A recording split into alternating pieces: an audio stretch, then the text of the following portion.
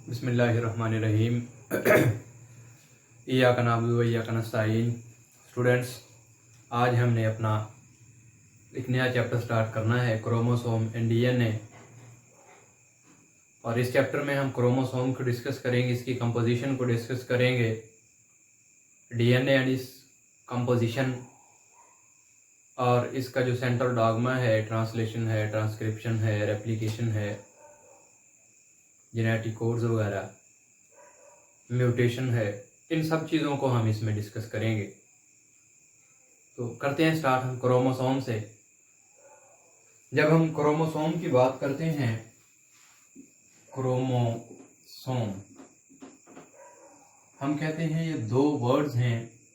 एक हमारे पास क्या है, क्रोमा, जिसका मतलब है कलरफुल, और सोमा का हमें पता है, हम कहते हैं क्या है, बॉडी। इसका मतलब क्या हुआ कि chromosome is a colourful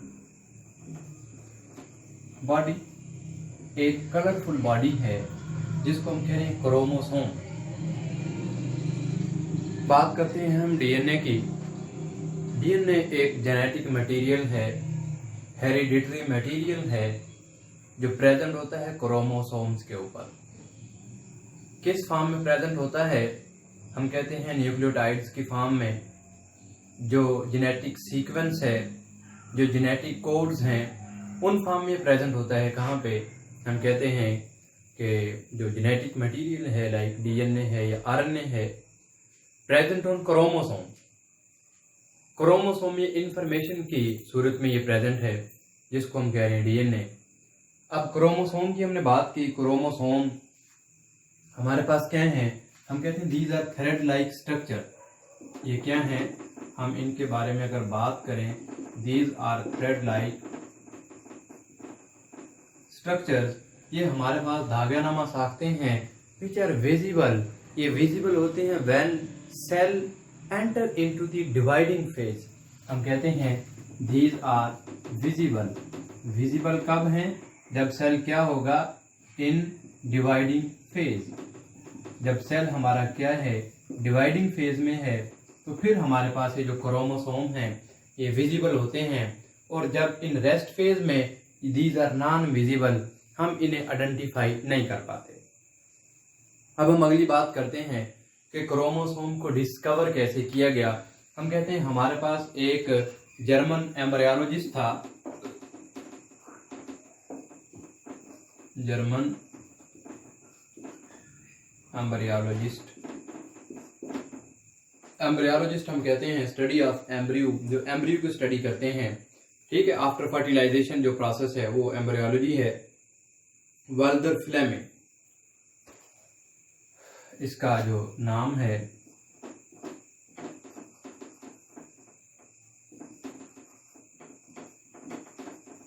Walter Fleming ने इसे डिस्कवर किया। जर्मन एम्ब्रियोलॉजिस्ट था वाल्टर फ्लेमिंग, इसने इसे डिस्कवर किया। कब डिस्कवर किया? सैलेमेंडर के जो सेल थे, सैलेमेंडर के सेल्स में। कब? डिवाइडिंग फेज में।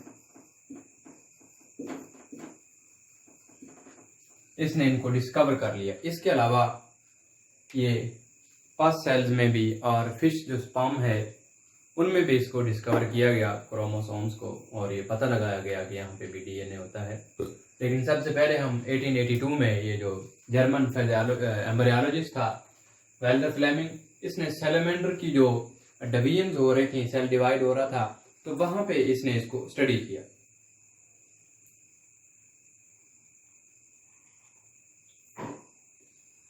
और हम ये कहते हैं कि उसके बाद इसकी मजीद डिस्कवरी हो गई दूसरे यूकेरियोट्स में। अब हम एक बात करते हैं कि देखें जो क्रोमोसोम्स हैं, these are different for each species, their number. हम कहते हैं कि जिस तरह ह्यूमंस हैं 46 क्रोमोसोम, ह्यूमंस हैं 46 क्रोमोसोम, जिसमें 23 क्या हैं, पेयर्स। 23 पेयर्स हैं। और अगर टोटल क्रोमोसोम की बात की जाए, दीज आर 46 क्रोमोसोम। इसी तरह हमारे पास और बहुत सारी स्पीशीज हैं, जिस तरह के हनी बी है, इसमें 32 हैं। ठीक है, इसी तरह हम कहते हैं कि हमारे पास हनी बी है, इसमें 32 है। कॉर्न है, ठीक है, इसमें हमारे पास कॉर्न में भी यहाँ पे बताए होंगे कि कॉर्न में हमारे पास 20 है। शुगर केन है 80 है, कॉर्न है 20 है, ठीक है, शुगर केन है यहाँ पे 80। These are number of chromosomes, ये नंबर ऑफ क्रोमोसोम्स हैं विच आर प्रेजेंट, जो किसी भी स्पीशी के लिए स्पेसिफिक हो सकते हैं। जिस तरह हम कहते हैं कि ये 23 जो पेयर्स हैं या 46 chromosome are present in humans. Humans में 46 क्रोमोसोम हैं, लेकिन हम ये देखते हैं कि किसी और स्पीशी में हमें 46 क्रोमोसोम नहीं मिलते। अब इसमें क्या है कि ये हमारा जो जितना जेनेटिक इंफॉर्मेशन है ये पैक है इन 46 क्रोमोसोम में। जितना भी जेनेटिक रिकम्बिनेशन हैं हमारे, जितना भी जेनेटिक मटेरियल है, ठीक है, जिसमें डीएनए है, आरएनए है, प्रोटीन्स के लिए इंफॉर्मेशन है, सारी की सारी कहाँ पे प्रेजेंट हैं? इन 46 क्रोमोसोम्स के अंदर प्रेजेंट हैं। तो हम कहते हैं कि जिस तरह हमारे पास अब ये है कि जो पोजीशन है क्रोमोसोम की, अब एक और बात भी है, ये क्रोमोसोम प्रेजेंट कहाँ पे होते हैं? तो हम कहते हैं these are present into the nucleus of the cell. एक यहाँ पे हमने बात जो है वो करते हैं कि क्रोमोसोम जो है वो कहाँ पे प्रेजेंट होते हैं। हम ये बात कहते हैं present into the nucleus of the cell. हमारे पास बच्चे सेल का जो न्यूक्लियस है उसमें जो क्रोमोसोम है ये वहाँ पे पाए जाते हैं सेल के न्यूक्लियस के अंदर, जो उसका जेनेटिक मटेरियल है या न्यूक्लियर मेम्ब्रेन है उसके अंदर ये जो है ये पाए जाते हैं। अब हम कहते हैं कि इन क्रोमोसोम में 100 and thousands of genes are present. अब ये देखें क्रोमोसोम है, इनका काम क्या है कि यहाँ पे बेशुमार जो है वो नंबर ऑफ जीन्स जो हैं वो प्रेजेंट हैं। असल में ये जीन्स क्या हैं? हम कहते हैं कि जीन्स जो है ये प्रोटीन फॉर्मेशन के लिए इंफॉर्मेशन होती हैं। जीन्स अपने आप को एक्सप्रेस करवा रही हैं, जीन्स अपने आप को रेगुलेट करवा रही हैं और अपने आप को एक्सप्रेस करवा रही हैं in the form of protein. अब कोई भी प्रोटीन बनाने के लिए, कोई भी डीएनए बनाने के लिए इसके पास क्या होनी चाहिए? इंफॉर्मेशन होनी चाहिए। और ये इंफॉर्मेशन कहाँ पे है? These are present on chromosome. तो ये इंफॉर्मेशन कहाँ पे होती हैं? क्रोमोसोम के ऊपर होती हैं। अब हम इनकी टाइप्स की बात कर लें ज़रा कि ये हमारे पास कितनी टाइप्स के जो क्रोमोसोम हैं ये प्रेजेंट होते हैं। Types of chromosome. Types of chromosome को डिस्कस करने से पहले हम देखते हैं कि क्रोमोसोम क्या है।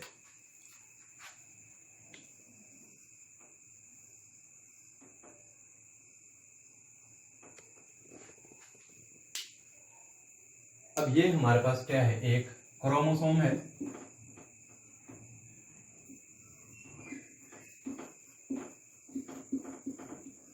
क्रोमोसोम, लेकिन अगर इस क्रोमोसोम को, ये हमारे पास क्रोमोसोम है, इसमें से एक लाइन गुजार के इनको सेपरेट कर लिया जाए, ये और ये दोनों क्या होंगे? क्रोमाटिड्स। क्रोमाटिड्स क्या हैं? ये आर्म्स होते हैं, बाजू हैं किसी भी क्रोमोसोम के।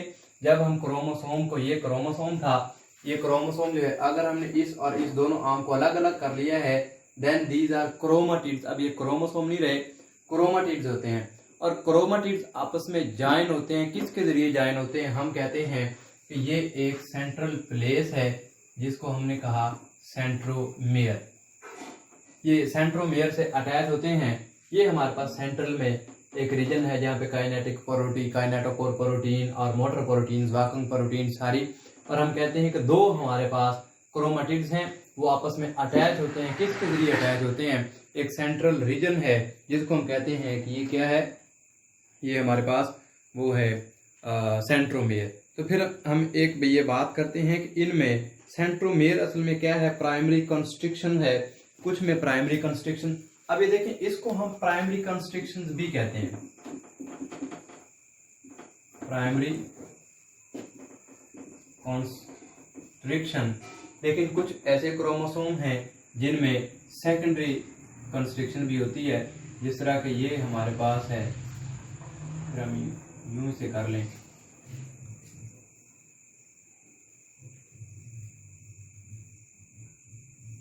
ये कर लें, ठीक हो गया। हम इसको चाहे इस तरह से बना लें क्रोमोसोम को। अब ये इसका क्या है, इसको हम प्राइमरी कह लें, जिसको सेंट्रोमियर भी कहा जाता है। और ये जो है हमारे पास ये वाला पॉइंट, इसको हम सेकेंडरी कॉन्स्ट्रिक्शन कहते हैं।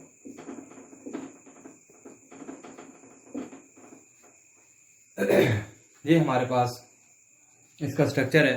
फिर हम कहते हैं कि एक जो क्रोमोसोम है वो 2 क्रोमेटिड से मिलकर बनता है। हम यहाँ पे कह सकते हैं कि 1 chromosome is equal to 2 chromatids. अब ये 2 क्रोमाटिड्स हैं, मतलब क्या कि देखिए, एक ये क्रोमाटिड और एक ये क्रोमाटिड दोनों आपस में ज्वाइन हो गए, फ्यूज हो गए, तो ये एक कंप्लीट क्रोमोसोम है। और अगर हम इनको अलग अलग करें तो ये क्या है हमारे पास, दीज आर क्रोमाटिड्स। ये हमारे पास क्रोमाटिड्स हो गए। अब यहाँ पे हमने एक और बात करनी है, sister and non sister chromatids. एक हमारे पास ये क्रोमोसोम हो गया और दूसरा क्रोमोसोम हम कह लें एक हमारे पास ये क्रोमोसोम हो गया। अब देखें, दीज आर क्रोमाटिड्स, ये भी क्रोमाटिड, ये भी क्रोमाटिड, ये भी क्रोमाटिड। अगर तो हम इनकी बात करें यूं, अगर इसकी पूरे क्रोमोसोम के 2 क्रोमाटिड की बात करें, ये हमारे पास क्या है, सिस्टर क्रोमाटिड्स। ठीक हो गया, ये भी सिस्टर क्रोमाटिड, ये भी। अगर हम बात करते हैं इस तरह से, या हम बात कर रहे हैं ये, हम ये बात कर लें, अब एक क्रोमोसोम ये और एक ये, these are non sister chromatids. ये हमारे पास क्या हो गए, ये non sister chromatids. These are non sister chromatids क्यों? अब नॉन सिस्टर क्रोमाटिड्स क्या है, ये नॉन सिस्टर क्रोमाटिड हमें बताता है कि these are not same part of chromosome. ये किसी एक क्रोमोसोम का हिस्सा नहीं है, बल्कि हमारे पास क्या है, 2 क्रोमोसोम्स हैं और 2 क्रोमोसोम के डिफरेंट पार्ट्स की हमारे पास बात हो रही है, जिसको हमने कह दिया ये हमारे पास क्या है, नॉन सिस्टर क्रोमाटिड्स। ठीक हो गया। आगे हम बात करते हैं कि नॉन सिस्टर क्रोमाटिड से आगे चला जाए तो हम कहते हैं कि इनको जो स्टडी करना है इसको कैरियोटाइप कहते हैं। हम कैरियोटाइप क्या है, हम इसको कह सकते हैं स्टडी ऑफ क्रोमोसोम्स। स्टडी में इनकी फिजिकल अपीयरेंस देखना, इनको मेजर करना, इनका जो भी है सारा स्टडी करना क्रोमोसोम को, वो कैरियोटाइप कहलाता है और इसको हम कैरियोटाइप भी कहते हैं। फिर हम इसको देखते हैं कि हमारे पास जो सेंट्रोमेयर की पोजीशन के हवाले से इसमें कुछ वो बनी हुई है हमारे पास, जिनको हम कहते हैं कि सेंट्रोमेयर। कुछ ऐसे हैं जिनका सेंट्रोमेयर टॉप पे होता है, कुछ का सेंटर में होता है और कुछ के नियर टू सेंटर होता है। तो हम ये बात करते हैं कि जिस तरह हमारे पास क्या है, टीलोसेंट्रिक। अब ये हमारे पास एक क्रोमोसोम है ये, ठीक है, और इसका यहाँ पे है एंड पे, तो हम इसको कहेंगे ये क्या है, टीलोसेंट्रिक के एंड पे है सेंट्रोमेयर। और कुछ ऐसे भी हैं जिनका एंड से बिल्कुल थोड़ा सा नीचे होता है, जिनको हम कहते हैं एक्रोसेंट्रिक। अब ये हमारे पास एक और है, और ये एंड पे नहीं बल्कि एंड से थोड़ा सा नीचे है सेंट्रोमेयर जो है इसका, इसको हम कहेंगे ये क्या है, एक्रोसेंट्रिक के सेंटर से थोड़ा सा इसका जो सेंट्रोमेयर है वो नीचे है। और कुछ का हम कहते हैं कि सब मेटासेंट्रिक और कुछ का हमारे पास मेटासेंट्रिक है। अगर ये हमारे पास इस तरह से है और बिल्कुल इसके सेंटर में प्रेजेंट है, ठीक हो गया, हमारे पास अगर सेंटर में प्रेजेंट है या हम यूं कह लें इस तरह से है, इसको हम कहेंगे ये हमारे पास क्या है, ये मेटासेंट्रिक है। ये इनकी डिवीजन है on the base of location या प्रेजेंस ऑफ सेंट्रोमेयर। ये सेंट्रोमेयर कहाँ पे है, इसका सेंट्रोमेयर बिल्कुल टॉप पे है, ये सेंट्रोमेयर है, इसको हमने टीलोसेंट्रिक कहा। इसका सेंट्रोमेयर थोड़ा सा नीचे है टॉप से और मिड से ऊपर है, इसको हमने एक्रोसेंट्रिक, और इनके जो सेंट्रोमेयर हैं वो बिल्कुल सेंटर में हैं, इसलिए हम इनको कहते हैं मेटासेंट्रिक। और इसकी हमारे पास फिर सेंट्रोमेयर की बेस पे इनकी कुछ शेप्स बनती हैं, आई शेप है, जे शेप है और वी शेप है क्रोमोसोम्स की। ये शेप्स ऑफ क्रोमोसोम है जिसमें हम कहते हैं आई जे, ये आई और ये जे और ये वी शेप जो है क्रोमोसोम हमारे पास बनते हैं। तो बच्चों आज हमने अपना जो नया चैप्टर था क्रोमोसोम एंड डीएनए उसका इंट्रोडक्शन देखा है, जिसमें हमने क्रोमोसोम के बारे में कुछ बातें जो हैं वो डिस्कस की हैं। नेक्स्ट हम इंशाल्लाह इससे आगे कंपोजिशन ऑफ क्रोमोसोम वगैरह के बारे में डिस्कस करेंगे। Thank you very much.